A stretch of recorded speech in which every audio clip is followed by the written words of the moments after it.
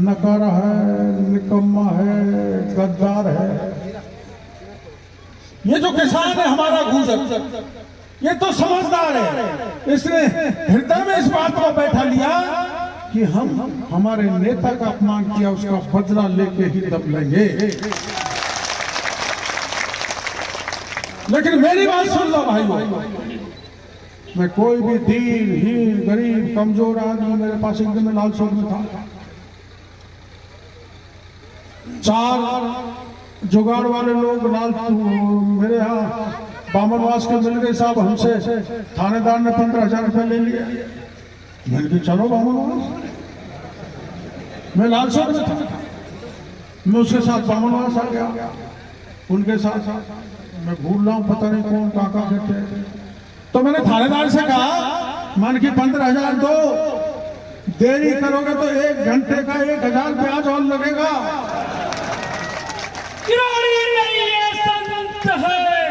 भ्रष्टाचार अंत है। ये पैसे वापस करा दिए। अब आपको पता है पुलवामा का जब हमला हुआ था, मैंने जय जवान जय किसान क्यों कहा है? कड़ाके की ठंड में मेरा किसान खेत में खड़ा होकर पूरा देश का पेट भरता है और सीमा पे खड़ा होकर मेरा जवान मेरे देश की रखवाली करता है। पुलवामा का हमला हुआ, हमारे यहाँ के 5 लोग शहीद हुए। गहलोत ने मंत्री को भेजा था, 3 मंत्री गए, वहां कह के आए थे कि तुम्हारे घर में जिसको खोगे उसको नौकरी देंगे, मकान देंगे और तुम्हारा उनका प्रतिमा लगाएंगे, नामकरण करेंगे, रास्ता बनाएंगे, सड़क बनाएंगे। 4 साल तक बेचारी भोली भाली वीरांगनाएं सरकार के मंत्रियों के चक्कर निकालती रही,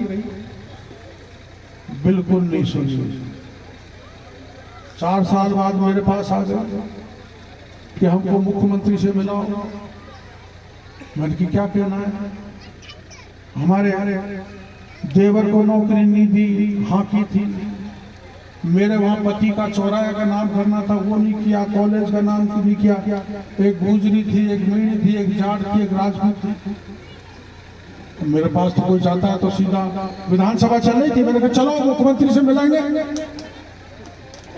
मैं चला गया।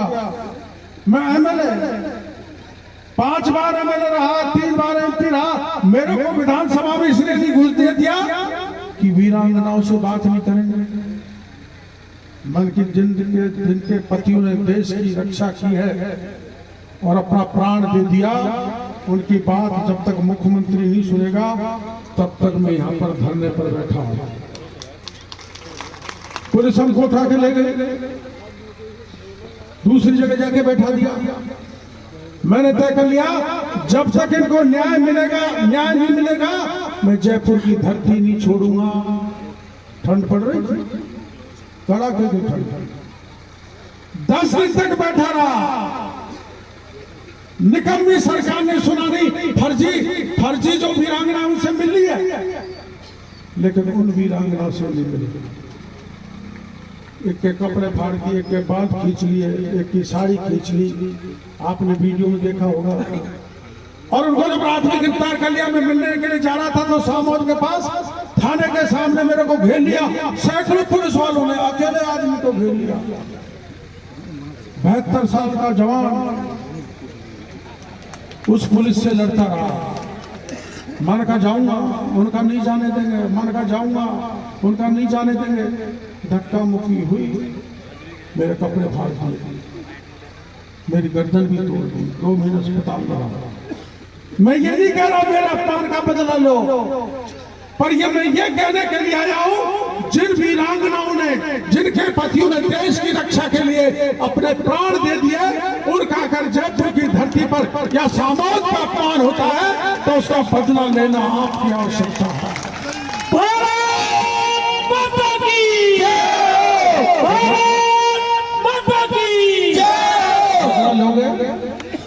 बदला लोगे? मेरा बदला तो मतलब भले मेरे तो कपड़े फट गए, गर्दन टूट गई। ये सुनो, ये देखो ये गुर्जर समाज के जो बदला दे सकता है, इनसे प्रेरणा लो, इनसे सीखो। जब मुख्यमंत्री नहीं बनाया जाए इनके आदमी को, तो लोकसभा के चुनाव में 25 की 25 सीट जिता के दिल्ली में दे डाली। और जब मीणा हाई कोर्ट में मैंने मीटिंग बुलाई, लाखों लोगों को इकट्ठा किया, देश के प्रधानमंत्री को जंगल में बुला लिया और मैंने कहा कि बीजेपी का राज लाओ, तो इस इलाके की 28 की 28 सीट मीणा समाज के भाइयों ने हरा के डाल दी, जिसके कारण मैं आज तक भी मोदी जी के तंज सुनता हूं।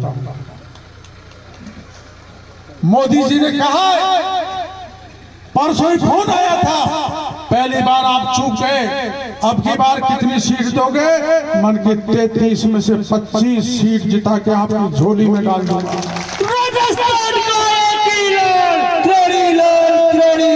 मेरा तो हेलीकॉप्टर गड़बड़ हो गया वापस से, पायलट ने मना कर दिया, नहीं उड़ाऊंगा।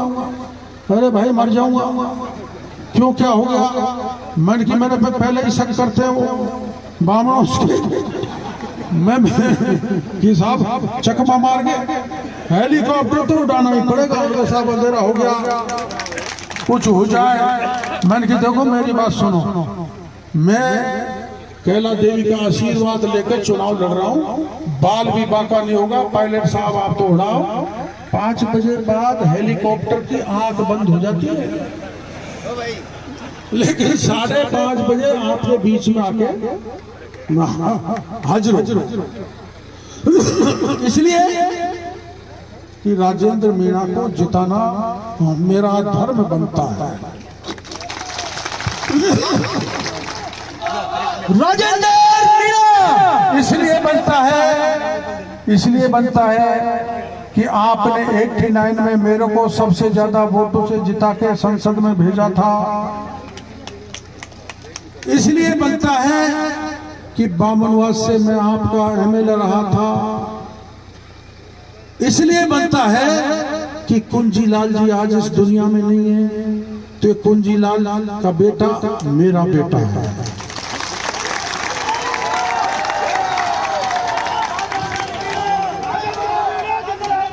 जिंदाबाद। आपने देख लिया, आपने वो रीट के पेपर में मैंने उजागर किए थे तो कुछ पकड़े हैं, लेकिन मछली पकड़ी है, मगरमच्छ छोड़ दिए। 67 मछली जेल में है। लेकिन मैं पूछना चाहता हूँ, वो डीपी जारौली कहा है, आरपीएससी का चेयरमैन कहा है, और वो जेल में डोटासरा क्यों नहीं गया, सुभाष गर्ग क्यों नहीं गया, महेश जोशी क्यों नहीं गया? इसलिए नहीं गया कि गहलोत साहब की छत्र छाया उन पे थी, मेहरबानी उनकी थी। मैं बामनवास की जनता को कह के जाना चाहता हूँ कि सारे भ्रष्टाचारियों को जेल में भेजने का एक ही तरीका है कि 25 तारीख को कमल का बटन दबाओ और राजेंद्र मीणा को विधानसभा में भेजो। राजेंद्र मीणा जिंदाबाद। अब की बार अपने इलाके से 2 राजेंद्र मीणा विधानसभा में जा रहे हैं। ये राजेंद्र मीणा और एक महुआ में राजेंद्र मीणा, वहां एक ढोंगी है, चुनाव लड़ रहा है। कोई बात नहीं, उनका चुनाव लड़ने का अधिकार है। लेकिन आपके यहाँ भी आपको भी एक नाम सुनाई दे रहा होगा। देखो, जितने लोगों ने टिकट मांगे हमारे, जितने लोगों ने भी बीजेपी का टिकट मांगा, मैं धन्यवाद देना चाहूंगा उनको सबको। केदार जी, हमारे अनंत जी, हमारे लख्या जी, और कौन भाई? हाँ, हरकेश जी, प्रेम देवी जी, 16 आदमी थे, अनंत बलीरा भी था, मेघराज जी। देखो मेघराज जी, ये बेचारे सारे काम कर रहे हैं। कितनी बड़ी बात है, बहुत बड़ी बात है। लेकिन मेरे वहां एक बीमारी पड़ गई। अब बीमारी फलवाड़ा के बगल से चल रही है। गिरिराज भावर का एक दिन फोन आया, मैं समझाऊंगा मैंने कहा गिरिराज जी आप बावड़े की बात करते हो, जिसको अशोक गहलोत ने कह दिया चाहे 200 वोट आ, लेकिन डॉक्टर कोटवाल के सामने लड़ना ही है। जब गहलोत कहते तो गिरिराज भावड़ जी आपके कहने से कौन बैठेगा? मत बैठो। मैं बड़े विश्वास के साथ आपको कहना चाहता हूँ, गणेश जी का नाम लेके कहना चाहता हूँ कि मैं बहुत मतों से जीत के विधानसभा में घुसूंगा।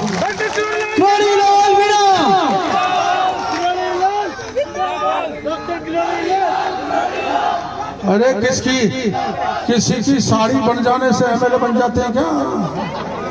मेरी भी साड़ियां बहुत हैं, बड़ी मुश्किल से गोलमा एमएलए बनी थी। इसलिए ये जो घात, विश्वासघात जो लोग करते हैं वो लंबी राजनीति नहीं जी सकते, वो ज्यादा लंबे नहीं चल सकते। मैं तो, हमारी ये बहन बेटी यहाँ पर बैठी है, मैं एक बार चुनाव लड़ा, अब सवाई माधोपुर से चुनाव लड़ा भाई, लाडली बेटियों, वहाँ मीणिया गीत गा रही है, मैडम 2 मोटन की खैर किरोड़ी को 11-12 देगी।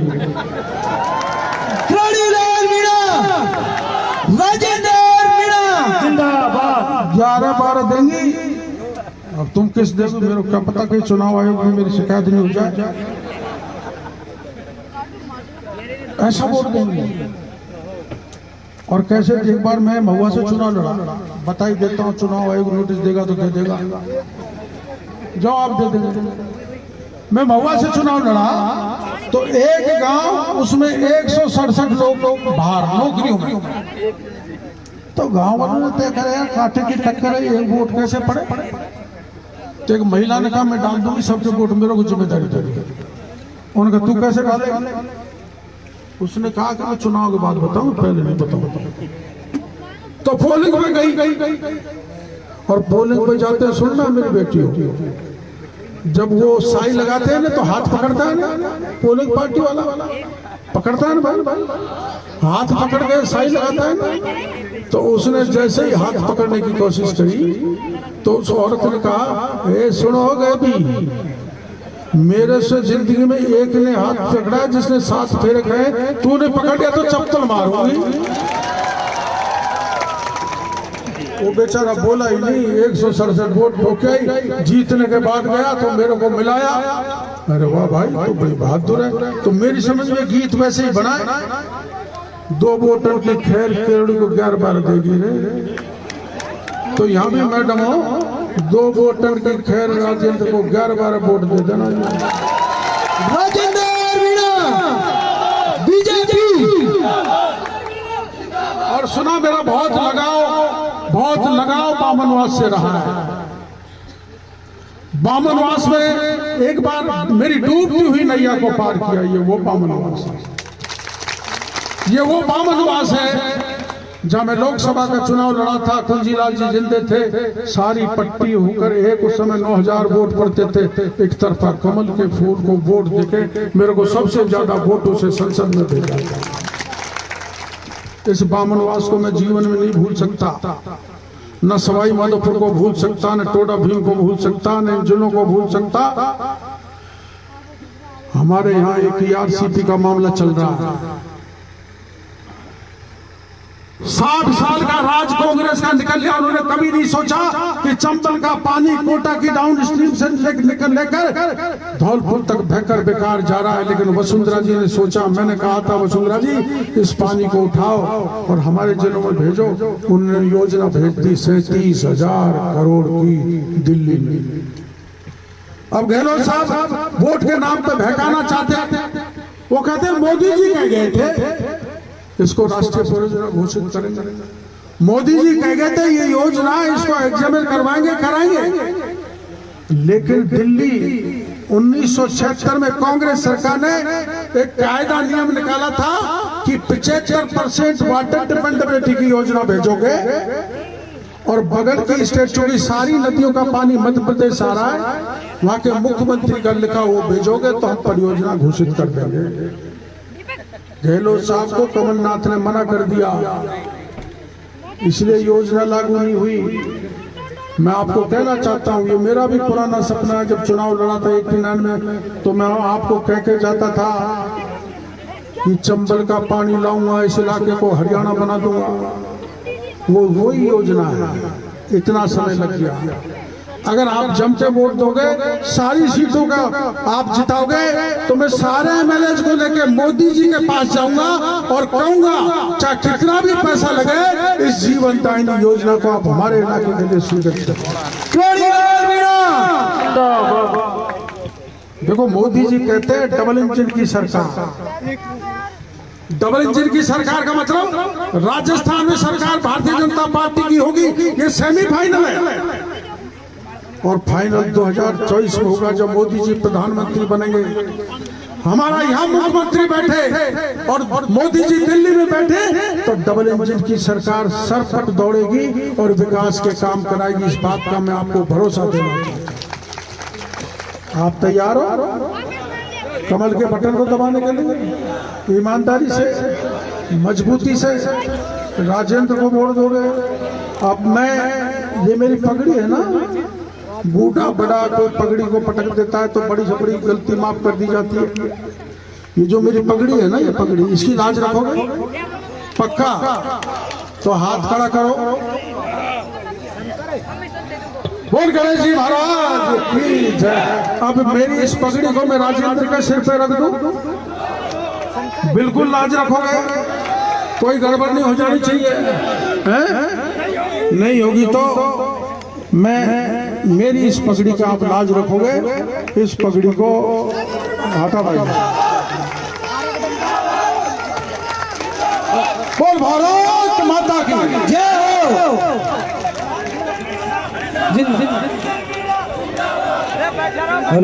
परम सम्मानीय हमारे बामनवास विधानसभा में पधारे लोग रुके एक बार सांसद किरोड़ी लाल मीणा जी,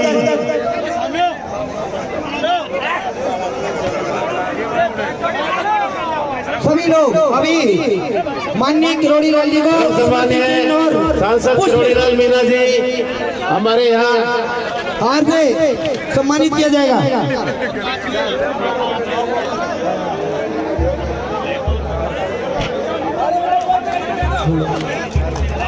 जोरदार तालियां, जोरदार ताली बजाकर स्वागत करें। हेलो हेलो, जोरदार तालियां बजाओ। हेलो हेलो हेलो, ओ भाया, स्वागत है।